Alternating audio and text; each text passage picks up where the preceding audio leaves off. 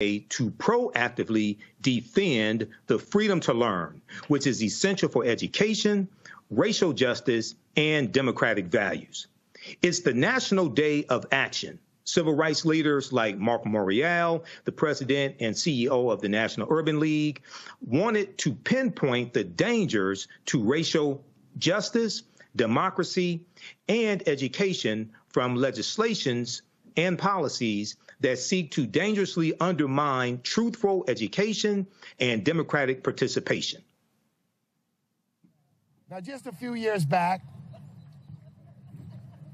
some people who traffic in the self-description of being smart intellectuals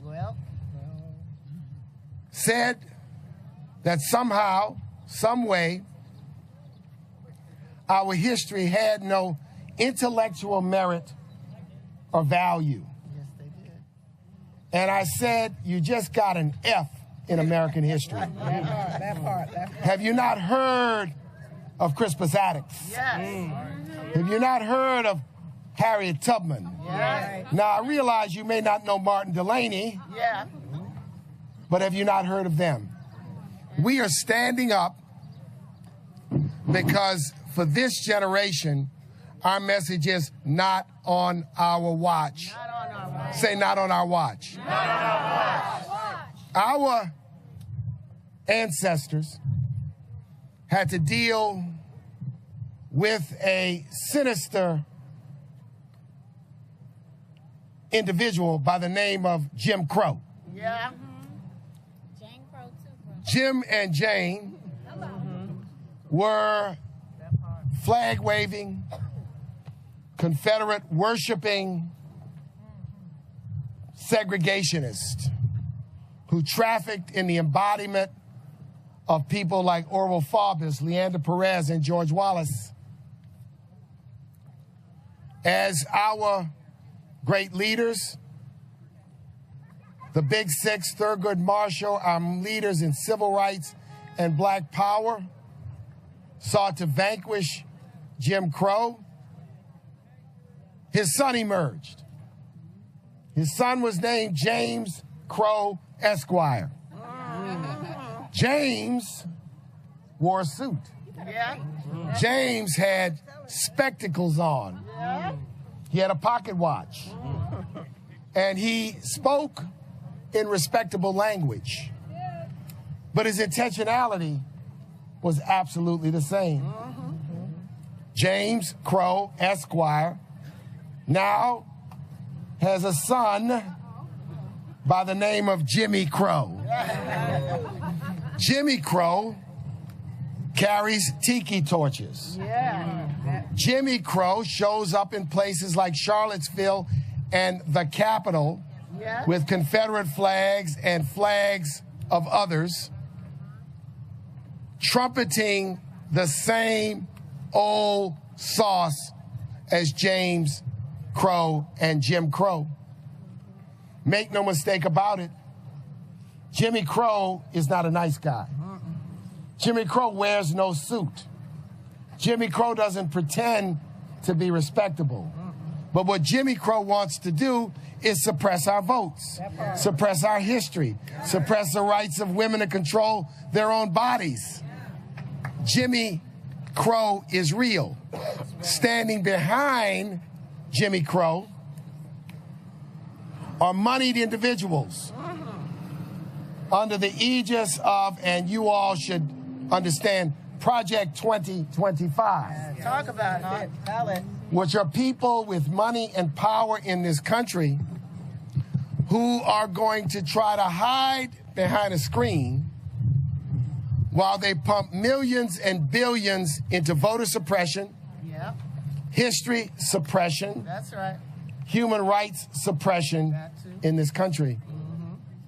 To fight a battle, we must understand our power, but we must understand our adversary. We must understand that they are serious and they're playing long term. Joining me now is Dr. Karsonya Whitehead, the Special Project Manager for the African American Policy Forum and the Superintendent for Critical Race Theory Summer School 2024. How are you doing today, Dr. Karsonya? Thank you so much, Michael, for allowing me to join you today as you sit in for Roland Martin. This is exciting. Oh, thank you. I think this is my 5th time sitting there for Roland. This is another time where Sigma comes to save an Alpha, but we're going to leave that to the end of the And then bring so, the Delta along for the ride, right? Absolutely, absolutely. Well, you know, this is something that's very important when we talk about Freedom Summer 1964. You had African Americans and white people from the North going down south to help register African Americans to vote. And we know that was very dangerous work in Mississippi in 1964. So talk about the turnout today. Talk about, give us some of the reasons why this is so important in 2024 when we are dealing with voter suppression coming out of Georgia and other former Confederate states, and when we are dealing with some people who are apathetic about the 2024 election as well. Thank you so much for that question.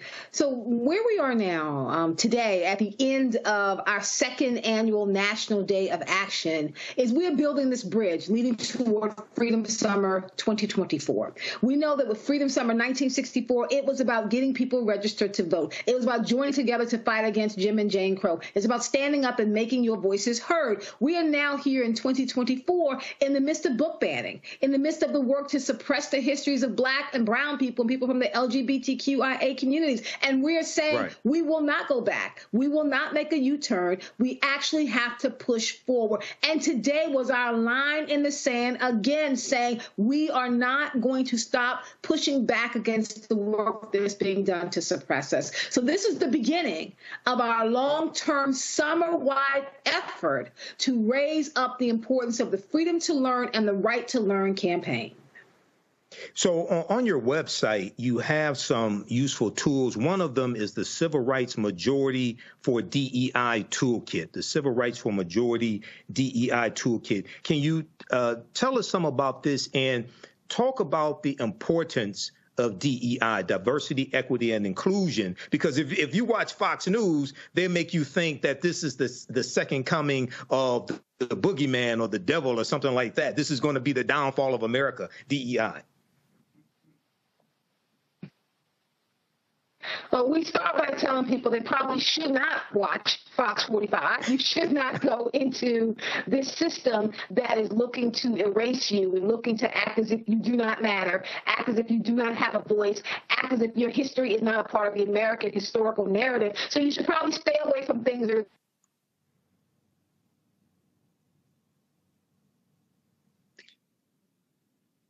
Okay, I'm going to go to my panel here. Let's go to Cameron C. Trimble, CEO, Hip Hop Politics Media, and former White House senior advisor. And also we're joined by Teresa Lundy, principal founder of TML Communications. All right, how you all doing today? Doing well, doing well. All right. Excellent. Excellent. So I want to go to Teresa first, then I'm going to go to Cameron, and then we'll go back to Dr. Karsonya. So, Teresa, what questions do you have for Dr. Karsonya, and what take do you have on this Freedom Summer 2024 that we're dealing with? Freedom to Learn National Day of Action. This is the 2nd annual one. Yeah, well, one, I am very appreciative that we are doing it. You know, what we have seen currently happening in our public school systems is that when it comes to civics and social studies, it is not a firm foundation of us learning about our history. So it does take these moments to talk about, you know, freedom and, you know, what does that mean and what does that mean for us and the leaders that, you know, who are prominent today. So I think this is a great time to do so. And I'm looking forward to seeing, you know, what other things we can expect, because, you know, it's usually things that happen at a rally. It's not just about, speaking. It's about the relationships, and it's about networking. So very excited, to be part of that. All right. Now we have Dr. Whitehead's audio fixed. So I'm going to go back to her, and then we'll go to you, Cameron. Okay. So, Dr. Whitehead, we were talking about the Civil Rights Majority for DEI Toolkit. So go ahead and finish your thoughts on that. What is it, and why is it important?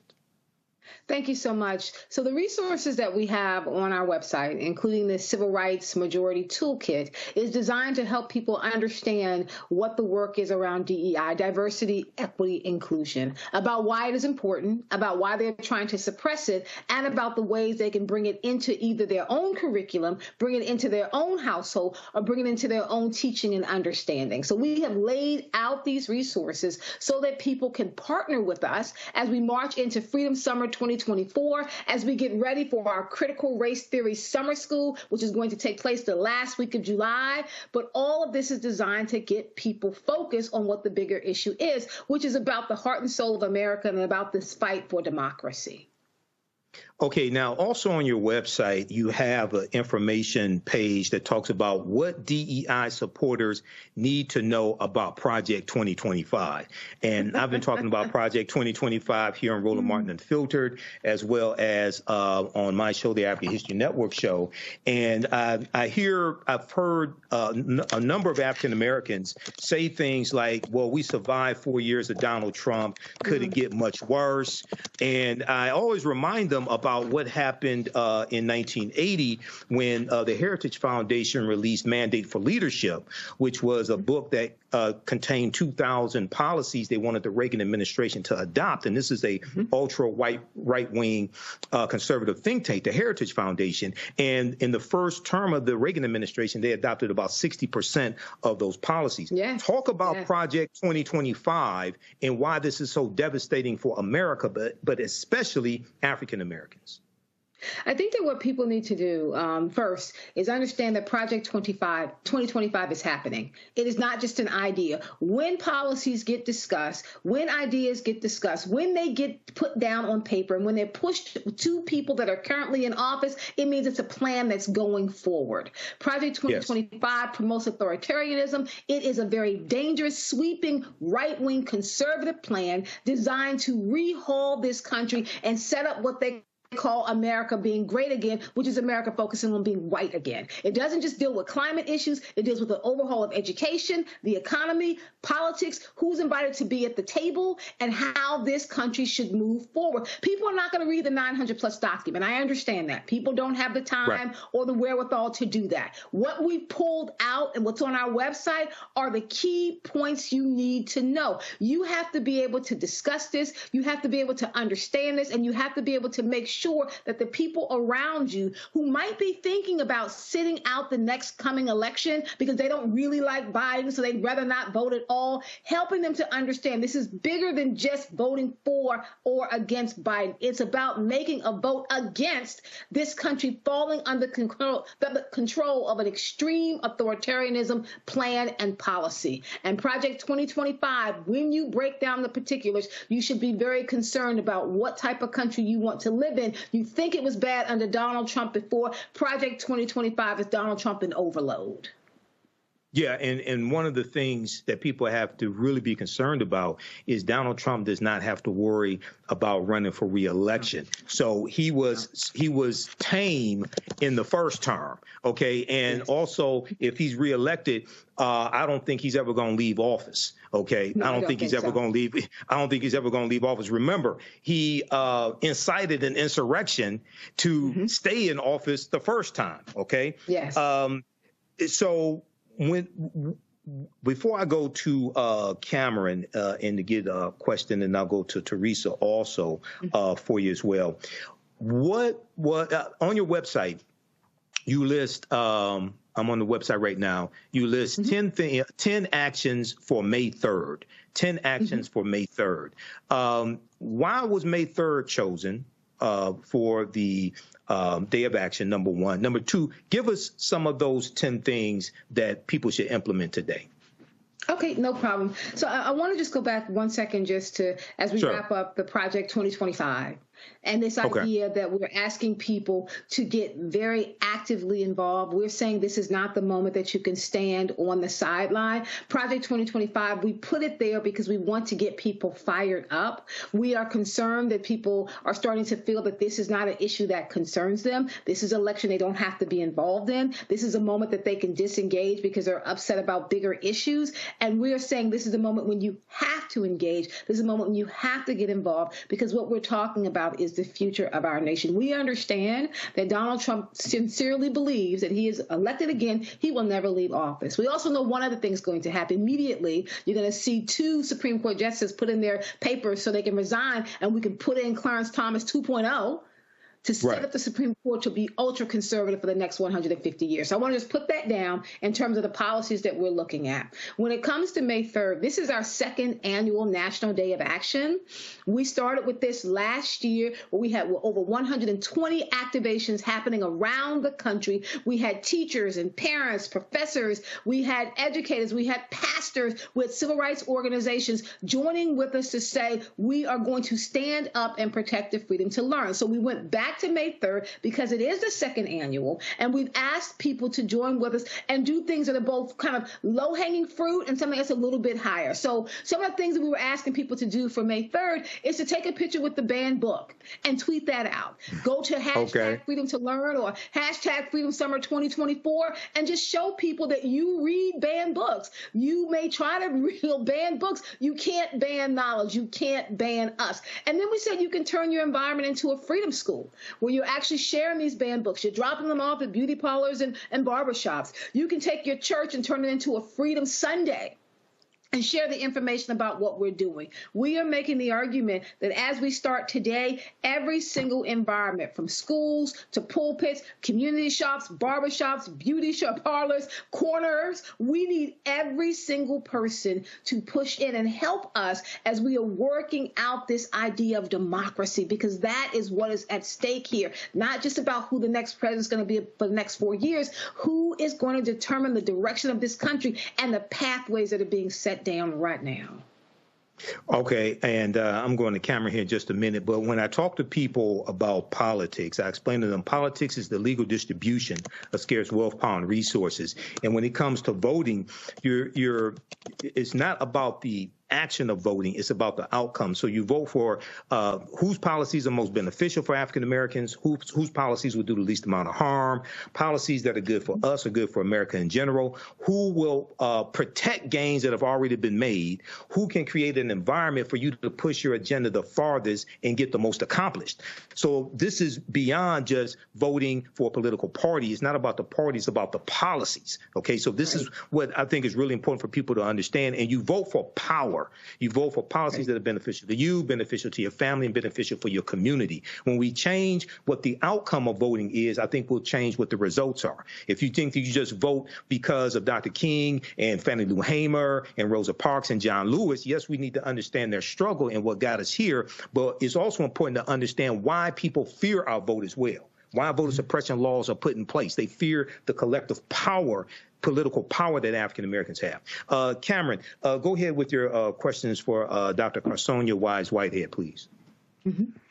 Thank you. Thank you so much. I'm so happy to join you today. As you can see, there's been so many opportunities that from Florida to Texas and so many where they're not only banning books, banning African American studies, even fraternities and sororities, ERG groups at companies are all under threat.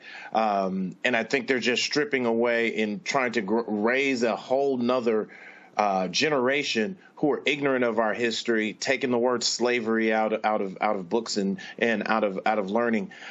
Can you talk to me about how we are implementing this, like something that we do state to state? Because I think different states have taken kind of different approaches to this, whether they're putting in legislation, whether it's down to the county and city level. But I think while we need to raise national awareness, it's like we've got to really attack this state to state, because some of these laws and some of these regulations have already passed in some of these places.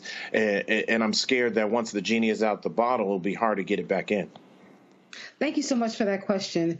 We know that during Freedom Summer 1964, People were united against one common goal. They were trying to break the back of Jim Crow. So whether you were in New York or you were in Alabama, you were in Mississippi, you all had one common goal. Once that national back was broken, what we have been dealing with is the local Jim and Jane Crows and what happens state to state. This is a state level battle here. We saw that with Black Lives Matter. The push in Mississippi for freedom and equality looks a little bit different than the push in Ohio, which means we need more leaders on the local level. We need people to rise up and understand that who you put into office on the local level determines the direction of your state. Getting out and voting for your governor, getting out and voting for your board of education, getting out and being involved in local politics. I never quote Tip O'Neill except in this one instance when he says all politics are local. We need people to understand that you want to keep your eye on what's happening in Washington, D.C., but President Biden is he's not going to control the school board in your city and in your state. You've got to do the work, making sure that the people you elect are about moving this country forward, which is why we need Democrats. I always argue they have to fall in line. We have a habit of waiting to fall in love with the candidate, and if we don't fall in love with anyone, then we don't vote at all. We need to fall in line and vote down the line so we can make sure we are holding the line. Okay, excellent, excellent. And, I explain to people it's not about Democrat or Republican. It's about the policies and understanding how to use politics as a tool to accomplish what it is that you want. Okay, let's go to Teresa. Teresa, did you have a question or comment for Dr. Karsonya? I did. Looking at some of the comments that people have been writing in the chat, they kind of want to reiterate what day and time is this rally so they can participate as well as the website. Thank you so much. So our website is www.aapf.org. The rally happened today. We were at 11 o'clock this morning. We were at the Library of Congress and we marched to the Supreme Court. But this is the beginning of our March Toward Freedom Summer 2024. And so we're encouraging people to go onto our website or follow us on Twitter or IG at AA Policy Forum. Connect with us because we will have more activities. For example, next Thursday, we are hosting another virtual homeroom. We meet online. You can go to our website. You can connect with us. And we get online. And we had everyone last night from Professor Kimberly Crenshaw to Reverend Al Sharpton to Reverend Siobhan. I mean, we had so many people joining us last night in our homeroom rally, which is virtual. We're asking people to start making a plan. Join us there as we lay out our long-range plan and goals for this summer, including our critical race theory summer school. All right, Dr. Karsonya, thanks so much for coming on today and sharing this information on Roland Martin Unfiltered. Have a good day. Thank you so much. I appreciate it. This is Roland Martin Unfiltered on the Black Star Network. We'll be right back. Now, if you like this type of information, you can support the African History Network a few ways. Be sure to register for the online history classes that I teach on Saturdays. Ancient Kemet, the Moors, and the Ma'afa, Understand the Transatlantic Slave Trade, what they didn't teach you in school. Visit our website, AfricanHistoryNetwork.com, AfricanHistoryNetwork.com. We deal with thousands of years of history and what leads up to the transatlantic slave trade taking place. This is a 10-week class. We're doing more than 10 weeks this time around. Next classes are Saturday, May 4th, Saturday, May 11th, Saturday, May 18th, and Saturday, May 25th, 2024, 2 p.m. Eastern Standard Time. Click right here to register here for the class. The class is on sale $60, regularly $130. We do the sessions live. All the sessions are archived and recorded. You can go back and watch it any time. So a year from now, 2 years from now, you can still watch the entire course. We have the lesson plan here for the entire course also already laid out, so you can look at the content that we cover. We deal with 80 to 100 articles, and I put together this class. I've been teaching this class on and off since 2017. Okay, I've been studying history 34 years now.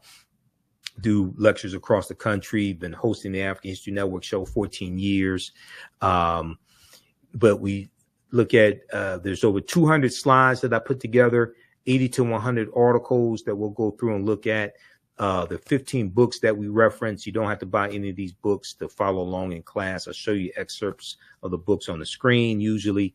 And we look at video clips of interviews I've done with historians like Professor James Small, Professor Kabahai Wapakamane, Anthony Browder, who wrote Nile Valley Contributions to Civilization, which is one of the books we use in the class, Runoko Rashidi, who wrote Black Star, The African Presence in Early Europe, which is another book that we use in the class, okay? So you can register for this. Its content is PG-13. You can use this information with your children as well. Visit our website, AfricanHistoryNetwork.com. AfricanHistoryNetwork.com. Okay. And we'll post the link here. The link's in the thread of this broadcast.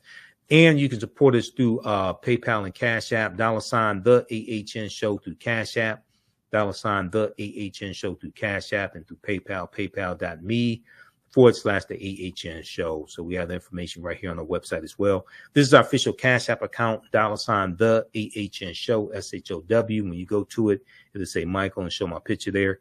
These are fake African History Network Cash App accounts here that have been stealing money from us. There are a few other ones out there I've identified. I'm still trying to get them shut down. You can click right here on our link and it shows our QR code, okay, for Cash App. This helps us stay on the air, keep doing the research, pay some of the bills, etc. Upgrade equipment, take care